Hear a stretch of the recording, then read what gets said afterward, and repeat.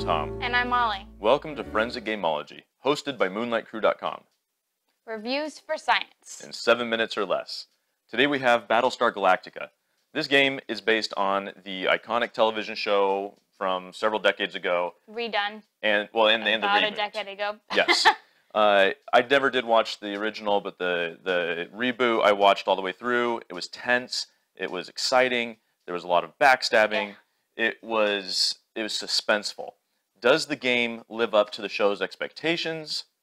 Absolutely it does. Okay, so in this game, you play as either a human or a Cylon, and no one knows who's on their team, who's a fellow human, who's a fellow Cylon, or if there are any Cylons to start. So it's just, I can't explain all of it, it's too complex, but I will say it is a mind game in a box. It's just playing with everyone's head at the table.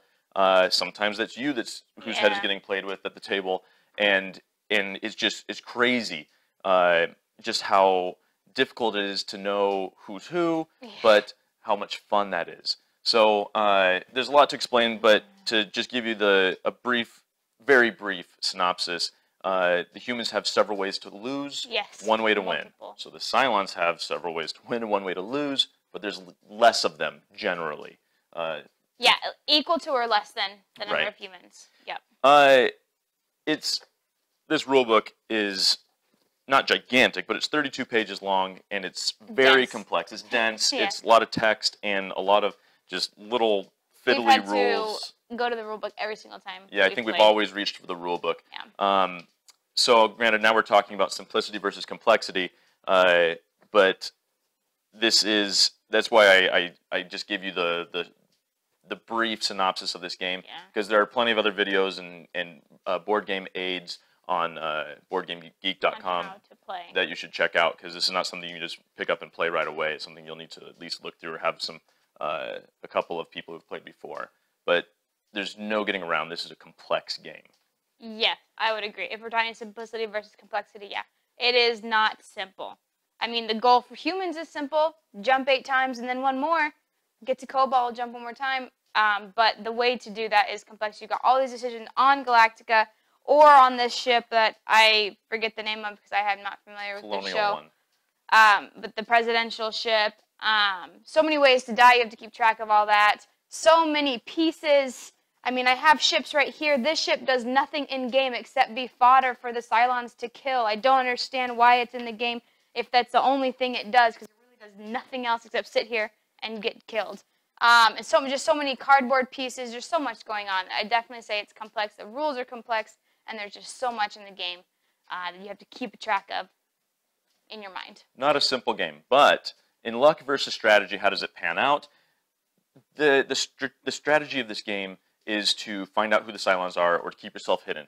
That is so difficult because every decision that you make is a bad one. It's always a choice between 2 bad things, which is awesome. That's the crux of the game. It's what makes it so beautiful.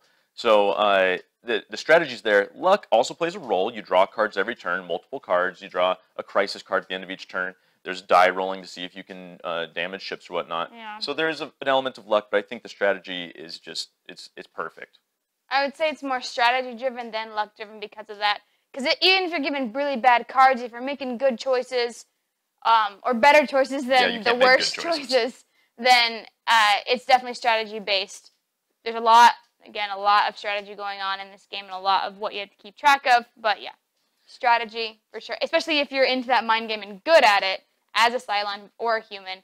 Yeah, a lot of strategy in how to keep your mouth shut or making the right choices to not let people know you are a Cylon. When it comes to fun versus boring, this game is so much fun. I've seen this game played over a series of 5 hours, which is incredible to me, because I've also played this game in an hour and a half. And when you do that, it's just packed full of fun. Like I said, that mind game, trying to decide who's on my team, who's the real Cylon, what decision am I going to make that's going to make me not look like a Cylon, because I'm not a Cylon. It's just so much fun. It's never had a dull moment. When everyone's engaged, this game is definitely 10 out of 10 for fun. I like to talk about this game after, and I have a really enjoyable time talking about what happened. Oh my goodness, you revealed when? What happened? Oh, I can't believe that you were a Cylon. You tricked us so well. You did all these things so good. But during game, I have a hard time with with playing. I have a little bit of anxiety, and so when I play this game, I get real stressed out, and so it's not my game. It's not my type of game.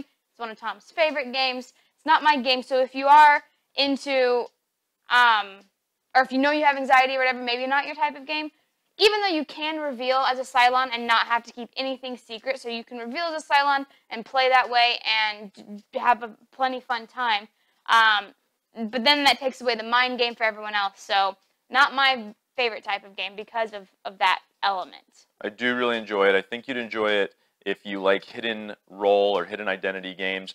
We all know who you are in the game in terms of your identity and what variable player powers you have, but it is a matter of are you a Cylon or not. So that's, if you like that type of thing, very fun, like the Resistance, Werewolf, maybe even Coup, things like that. Yeah. Should you be prone to anxiety? Maybe not your type of game, and I can't understand that at all.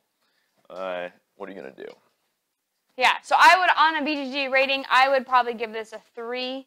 You'd have to really push me to play it. Everyone would have to want to play it and never have played it or anything, so I would give everyone a good time and do my best. I would definitely give this 10 out of 10. This may be my favorite game. We've presented the evidence. You be the judge.